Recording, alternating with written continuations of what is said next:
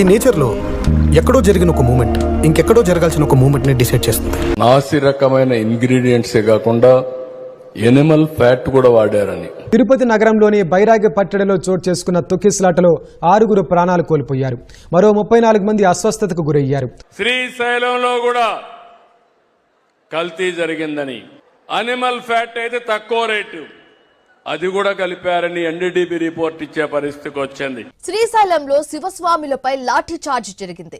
Additional SP Yugender బాబు ఆధ్వర్యంలో lathi charge జరిగినట్లుగా భక్తులు చెప్తున్నారు. దీంతో తీవ్ర ఆగ్రహానికి గురైన శివస్వాములు తమ ఇరుముడులను అడిషనల్ ఎస్పీకి ఇచ్చేసి మల్లన్న దర్శనం లేకుండా వెనుదిరిగి వెళ్లిపోయినట్లుగా తెలుస్తోంది. Everything is interlinked. ఎందుకనంటే చంద్రబాబు నాయుడు అనే వ్యక్తి ఎంత దుర్మార్గుడు, ఎంత అన్యాయస్తుడు అని అంటే నిజంగా దేవుడిని కూడా రాజకీయాల కోసం వాడుకోగలగాలి అని ఆలోచన చేయగలిగిన వ్యక్తి ప్రపంచ చరిత్రలో ఎవడు ఉండడు. ఇంత అన్యాయస్తుడు ప్రపంచ చరిత్రలో ఎవడు ఉండడు.